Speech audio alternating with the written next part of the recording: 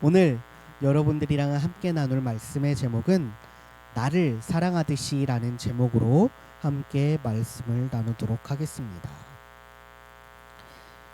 건강한 생활을 지켜갈 수 있도록 옆에서 도와주는 행동을 돌봄이라는 단어를 우리는 사용합니다. 아이 돌봄, 노인 돌봄, 환자 돌봄, 그리고 요즘은 길냥이도 돌본다고 하죠. 우리의 일상에 많은 돌봄의 영역들이 있음을 알 수가 있는데요. 근데 이 타인을 돕는다는 것이 생각보다 쉽지는 않아서 아직까지도 이 돌본다는 것에 영역에 이렇게 뛰어드는 사람은 많이 없는 것 같아요. 특히 우리 교회를 보면 알 수 있죠. 우리 여러분들을 도와주는 선생님들의 역할을 하시는 분들은 생각보다 적습니다. 여러분들을 도와주는 우리 선생님들 정말 더 사랑하고 아껴줘야 돼요. 이 돌보는 영역을 하고자 하는 사람들이 생각보다 많이 없어요. 저는 남을 돕는 일, 이 돌봄이라고 생각하면 동화 하나가 생각나는데 바로 행복한 왕자라는 동화예요. 난생 처음 들어보는 동화인가요? 여러분 큰일 났네요. 동화의 내용을 잠깐 말해주자면 어느 마을에서 한 왕자의 동상을 만들었어요. 한 왕자의 동상을 만들었는데 진짜 삐까뻔쩍하게, 겉에는 뭘로 만들었냐면 금으로 도금을 했어요. 동 위에 금으로 도금을 하고 눈에는 사파이어, 칼자루에는 루비, 그렇죠? 뭐 그렇게 진짜 멋있게 마을의 시그니처 랜드마크 건설을 한 거예요. 그래서 사람들이 그 동상을 볼 때마다 야, 저 동상 우리 마을이 잘 산다는 것을 의미해주고, 볼 때마다 사실 금이 번쩍번쩍하면 되게 있어 보이잖아요. 그러니까 사람들한테 되게 사랑을 받는 동상이 있었는데, 동화라는 걸 감안하고 들어요. 이 동상에게도 마음이 있었나 봐요. 마음이 있었어요. 어느 날 이 마을을 돌아보는데 금으로 치장하는 동상을 만들 정도면 그 마을은 잘 살았을까요? 못 살았을까요? 잘 살았겠죠. 근데 우리나라도 저 강남 지역만 가보더라도 여러분들, 잘 사는 사람들이 있는 반면에 못 사는 사람들이 모여있는 마을이 있는 거예요. 그런데 그 못 사는 사람들이 보인 거예요. 그래서 지나가는 제비를 붙잡고 왕자가 부탁을 합니다. 예, 제비야, 내가 갑자기 시리가 반응을 하네요. 미안합니다. 제비야, 내가 저 사람들을 도와주고 싶어. 못 사는 사람들을 도와주고 싶은데 일단은 내 칼에 뭐가 박혀있냐면 루비가 박혀있어. 그 루비를 떼다가 저 가난한 아픈 아이에게 물어다줘 라고 해가지고 그 루비를 제비가 물어다가 그 아이는 치료를 받을 수 있게 됐어요. 근데 그 치료를 받은 아이를 보니까 또 다른 아이가 보이는 거야. 다른 아이가 보이자 자기의 눈에는 뭐가 박혀 있었냐면 사파이어가 박혀 있었거든요. 왕자의 눈에 있던 사파이어를 제비에게 부탁하는 거예요. 제비야, 내 눈에 있는 사파이어를 저 가난한 성냥팔이 소녀에게 갖다 줄래? 라고 얘기하니까 제비가 물었죠. 그러면 왕자님 이제 볼 수 없는 거 아닌가요? 아직 한 발 남았다. 그쵸? 왕자님이 잠깐 궁예가 된 거예요. 누구인가? 약간 이건 동화 내용이 없었는데 한쪽만 줄 수도 있네요. 그쵸? 성주쌤이 좋은 지적을 해줬어요. 눈을 한쪽만 준다고는 생각을 못했어요. 왕자님이 궁예가 되었어요. 궁예가 돼가지고 그 가난한 소녀를 돕고 나머지 한쪽의 눈도 또 다른 소녀를 도와줬어요. 그리고 몸을 뭘로 덮고 있었다고 했죠? 금으로 덮고 있었다고 했잖아요. 그 금을 덮고 있던 금을 조금씩 떼다가 가난한 사람들에게 나눠주다 보니까 결국에 왕자는 되게 초라하고 볼품없는 그냥 일반 동상처럼 변하고 말았어요. 그리고 심부름을 하던 제비가 그 추운 날씨 탓에 제비 또한 왕자와 같이 옆에서 죽어갔어요. 근데 그 볼품없이 변해버린 동상을 본 마을 사람들이 이제 저 동상도 뭐 번쩍번쩍거리지도 않고 우리 마을을 대표하는 것 같지도 않고 멋이 없잖아. 일단 멋이 없으니까 그 동상을 철거해 버리기로 합니다. 녹여버리기로 한 거죠. 그래서 그 동상과 제비는 결국 같은 날에 제비는 죽고 동상은 녹아 없어졌다라는 얘기예요. 근데 이때 하늘나라에서 천사들에게 한 가지 명령을 내렸다고 해요. 저 도시에서 가장 귀한 2가지를 가져오라고 합니다. 그러니까 천사는 주저하지 않고 왕자의 심장 그리고 죽은 제비를 가져다 줬다라고 합니다. 그래서 그들은 천국에서 행복하게 살았다고 하는 내용의 동화예요. 어찌 보면 참 감동적인 얘기지만 다르게 보면 되게 좀 현실적인 동화라고도 볼 수 있을 것 같아요. 사람들이 저 대단한 동상을 볼 때 금으로 뒤덮이고 사파이어와 루비와 이렇게 보석으로 뒤덮인 왕자의 동상을 볼 때는 사람들이 다 박수치면서 저 동상을 너무나도 아름답게 봤지만 결국에 어떻게 보면 왕자가 나쁜 일을 하면서 이게 없어진 건 아니잖아요. 좋은 일을 하면서 그 동상의 멋있음이 없어졌음에도 불구하고 사람들은 그 동상을 녹아내려 없어졌어요. 오늘 읽은 말씀에도 사랑의 마음으로 돌봄을 실천한 이가 한 명 등장을 하죠. 그는 이름이 뭘까요? 사마리아 여인은 아니고요. 여인인지 그냥 사마리아 청년인지는 몰라요. 그냥 사마리아인으로 나와 있어요. 그리고 이름 또한 성경에 적혀져 있지 않아요. 그는 지나가는 길에 피 흘리며 쓰러진 행인을 보고 그를 위해 상처를 싸매주고 소독약을 부어주고 그를 위해서 주막에 데려다주고 돈을 주고 혹시 이 돈이 모자라면 제가 돌아오는 길에 더 드릴게요 라고 이야기를 합니다. 저는 어렸을 때 이 이야기를 들었을 때 그 행인이 어디에 쓰러져 있는지 생각했냐면 사마리아에 쓰러져 있다라고 생각을 했어요. 충분히 그럴 수 있지 않아요? 왜냐하면 사마리아에 쓰러져 있는 사람이니까 사마리아인이 도와줬을 거다라고 생각을 했어요. 그래, 길을 지나가던 제사장 레위인들은 자기 동네도 아니고 또 어떤 또 바쁜 일이 있었으니까 그랬을 거라고 생각도 해봤어요. 근데 오늘 말씀을 다시 보니까 이 사마리아인이 뭐 하던 중이었는지 알아요? 여행하던 중이었어요. 여행하던 중. 그 말인즉슨 뭐예요?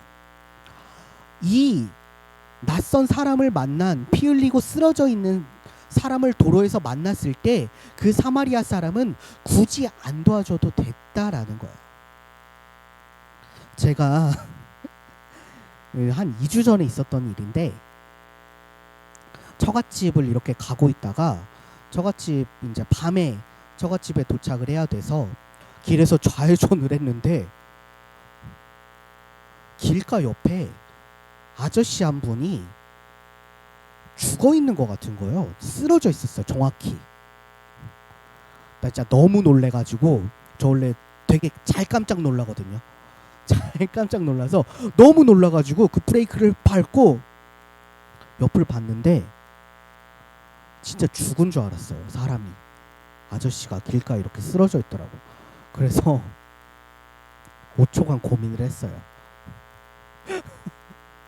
어떡하지? 저 아저씨 그냥 잠깐 쉬고 계신 거겠지? 그럴 수 있잖아요. 술에 만취해가지고 잠깐 집에 가기 전에 편의점 앞에서 이렇게 누워서 쉴 수 있잖아요. 약간 좀 그런 건 아닐까? 라고 생각을 하다가 결국에 그냥 차를 세우고 그 119를 부른 다음에 아저씨를 깨웠어요. 선생님 하고 깨웠는데 아무 반응이 없어. 나 그때 미쳐버린 줄 알았잖아. 선생님 했는데 진짜 내 심장이 쿵 하고 가라앉는 줄 알았어. 반응이 없어.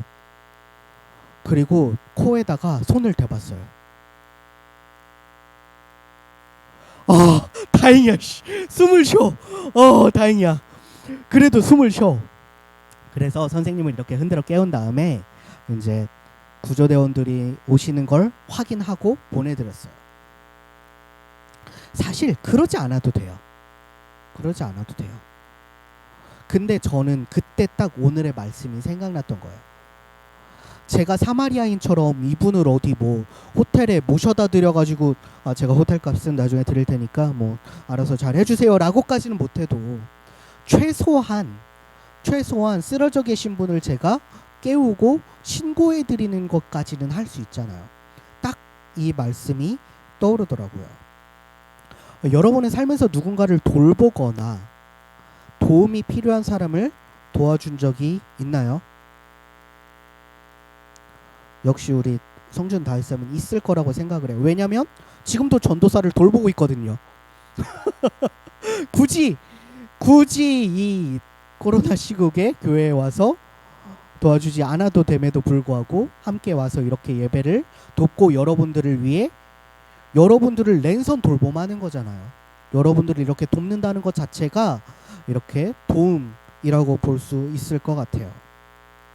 그런데 여러분, 우리가 실천하는 도움이라는 게 그냥 타인이라고 생각한다면 오늘 본문에 나온 제사장과 레위인처럼 그냥 지나칠 수 있을 거예요.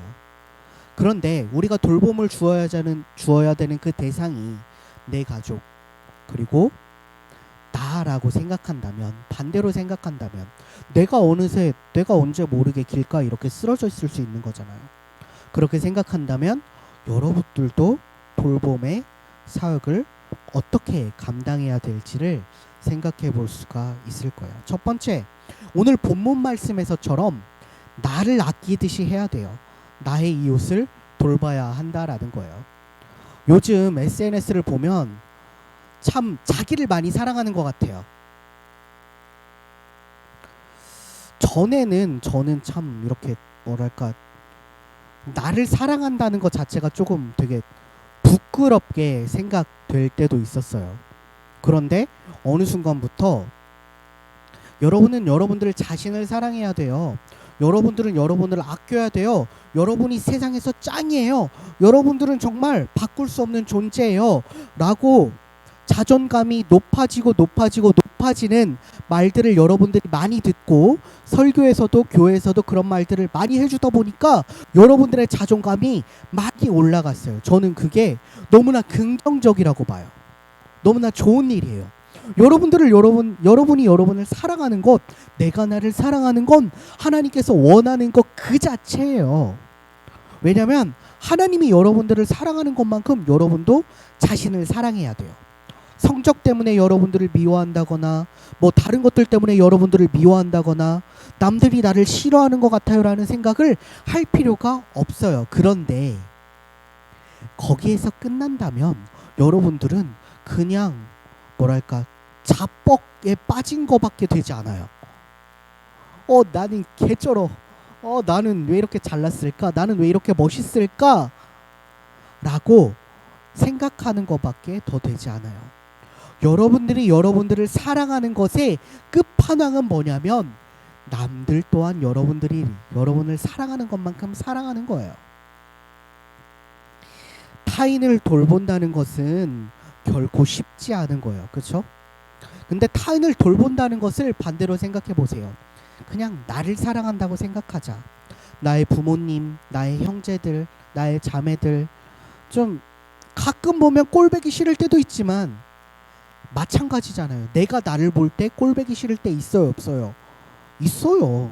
거울만 봐도 이럴 때 있어요. 성적을 보면 극혐 이럴 때 있어요. 내가 나를 사랑하지 못하는 그런 힘들 때가 있다라는 거죠. 그럼에도 불구하고 여러분들은 여러분들을 사랑하는데 노력하는 것처럼 다른 사람들을 사랑하는데 누구처럼 사랑하라고요? 나 자신을 사랑하듯이 사랑하라고요. 두 번째, 돌봄이 필요한 이들이 누군지를 생각해 봐야 돼요.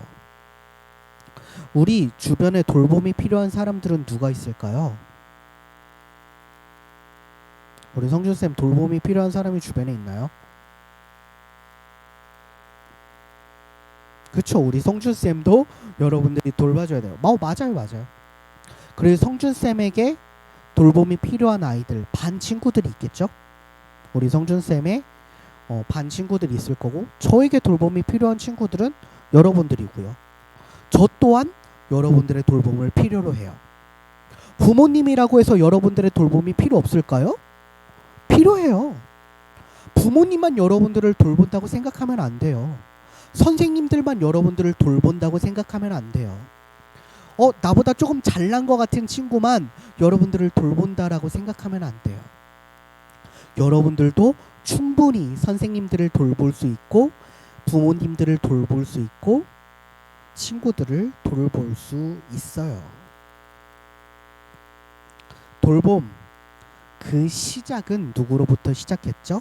오늘 이 말씀을 전해주신 예수님으로부터 시작을 했습니다. 예수님께서는 오늘 말씀 끝자락 35절 이후 36절에 제자들에게 이렇게 물어봐요. 내가 지금까지 3명의 사람을 이야기했어. 누구누구 얘기했죠? 제사장, 레위인, 사마리아인. 이 중에서 누가 칭찬을 받을까? 누가 이 사람을 돌보아줬다 라고 할 수 있을까? 라고 질문했을 때 제자들이 누구라고 대답했겠어요? 사마리아인이라고 대답을 했을 겁니다. 그분의 돌봄과 도움, 그리고 사마리아인을 비유해서 말씀하신 그 돌봄은 누가 누구에게 하신 거예요? 예수님이 제자들에게 하신 거고, 제자들이 또 다른 제자들에게 한 거고, 예수님의 그 돌봄이 지금까지 이어져 오고 있는 거예요. 우리가 살아가는 순간에 우리가 넘어지지 않도록 누가 도와주신다고요? 예수님께서 도와주고 계세요. 그 도움을 받는 우리이기 때문에 받는 우리는 주는 자가 되어야 합니다. 그분의 돌봄과 도움이 있었기에 우리가 예배자로 살아갈 수 있듯이, 우리도 우리 주변에 예수를 알지 못하는 이들, 하나님을 알지 못하는 이들, 도움이 필요한 이들, 돌봄이 필요한 이들, 꼭 돈으로만 해야 되나요? 지난주에 피자가게 사장님에 대해서 나눴죠? 2만 원. 여러분들 캐시 현지라면 2만 원 금방이, 그 금방인 그 2만 원 돈, 여러분들 한 달의 용돈 그래도 2만 원은 넘게 받는 걸로 알고 있는데, 여러분들 그 한 달 용돈밖에 안 되는 그 2만 원. 하지만 그 2만 원을 가지고 그 사장님은 훨씬 더 눈에 보이지 않는 엄청난 가치를 실현하셨잖아요. 꼭 돈이 아니어도 돼요. 마음으로도 되고요, 말로도 되고요, 그냥 손길, 따스한 손길 한 번, 눈길 한 번으로도 여러분들은 돌봄을 행할 수가 있어요. 그 돌봄의 일은 하나님의 기쁨이 되고 하나님의 영광을 나타내는 일이 될 거예요. 그리고 여러분들 주변의 이웃 가족들은 여러분들을 통해서 하나님을 보게 될 것이고, 하나님께 감사를 올려드리게 될 것입니다. 여러분들, 우리 고등부 친구들의 돌봄을 통해서 세상이 조금 더 밝게 비춰지기를 주님의 이름으로 소망합니다. 기도하겠습니다. 사랑의 하나님, 감사합니다. 주님, 우리를 사랑하며 돌보아 주셨듯이 우리도 우리 주변의 이웃들을, 가족들을, 친구들을 사랑하며 돌보기를 원합니다. 오늘 말씀에 나왔던 사마리아인은 여행 중이었음에도 불구하고 그 사람을 돌보아주고 그 사람을 위해서 자신의 것을 내어주었습니다. 주님, 꼭 오늘 나온 사마리아인처럼까지 아니어도 우리가 우리의 가진 것들을 나누고, 우리의 마음을 나눌 수 있다면 마음을 나누고, 우리의 사랑하는 말을 나눌 수 있다면 말을 나누고, 행동을 나눌 수 있다면 행동을 나눠서 우리 주변에 그리스도가 우리에게 사랑으로 전해주셨던 것처럼 우리가 주변에 사랑으로 잘 전할 수 있도록 도와주세요. 이제 새 학기가 시작됩니다. 주님, 새 학기 동안에도 우리가 돌봄을 실천하고 서로 돌보아주는 고등부 공동체가 되기를 원합니다. 주님, 오늘 예배 가운데 함께 해주심에 감사합니다. 사랑이 많으신 예수님의 이름으로 기도드립니다. 아멘.